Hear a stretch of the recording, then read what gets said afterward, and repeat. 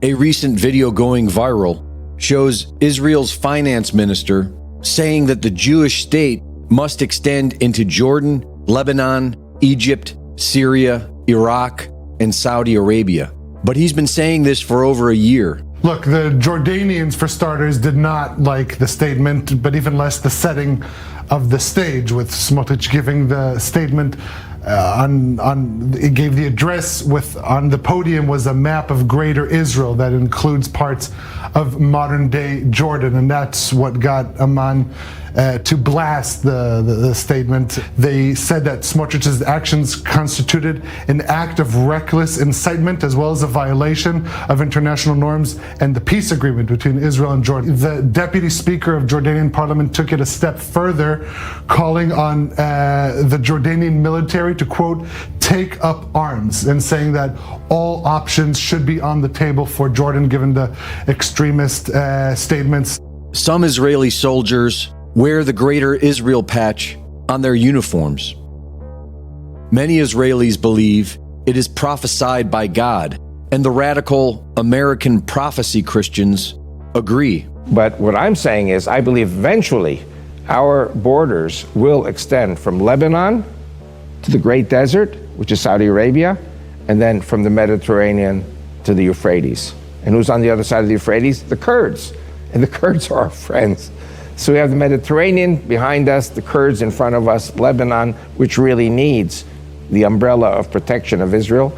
And then we're going to I believe we're going to take Mecca, Medina, and Mount Sinai and purify those places. You know, it's going to happen. Ukrainian President Zelensky has said that he wants his country to become a big Israel. And while young Ukrainians are sacrificed for the U.S. State Department war with Russia, Jewish settlers from Israel are setting up homes in their place. We are told that Israel is defending themselves from Hamas, but a leaked telegram from Israel states that Hamas served as a useful countergroup against the PLO. In 2019, Benjamin Netanyahu said, anyone who wants to thwart the establishment of a Palestinian state has to support bolstering Hamas and transferring money to Hamas. The CIA, MI6, Mossad, and their intelligence counterparts have a long history of fostering terrorist groups and using them as the boogeyman to sell non-stop illegal wars in the Middle East. And do not forget that after 9/11, the United States Department of Defense planned on invading 7 countries. I went downstairs just to say hello to some of the people on the joint staff who used to work for me, and one of the generals called me in. He said, "Sir, you got to come in. You got to come in and talk to me a second." I said, "Well, you're too busy." He said, No. He says, "We've made the decision. We're going to war with Iraq." This was on or about the 20th of September. I said, "We're going to war with Iraq. Why?" He said, "I don't know." So I came back to see him a few weeks later, and by that time we were bombing in Afghanistan. I said, "Are we still going to war with Iraq?" And he said, "Oh, it's worse than that."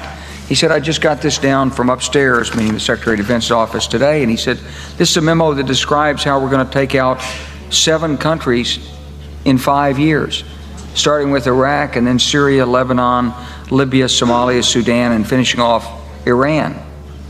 Israel and the United States continue to bomb Lebanon, murdering countless civilians, shooting young children in the head, and pushing closer to a war with Iran, a war that will inevitably pull Russia into the conflict. Why this is all happening is not entirely clear, but the late naval intelligence whistleblower, William Cooper, believed that he knew the answer. Israel was created as the instrument to bring about the Battle of Armageddon and the fulfillment of prophecy, a war that will be so terrible, where nuclear weapons will be used, so that the American citizens and the other people in the world will get down on their knees and beg for no more war. And what is the answer to that? They're going to be told the only way we can guarantee no more war is if we destroy the sovereignty of nations and we come together as one humanity in a one world government. Right. Reporting for InfoWars, this is Greg Reese.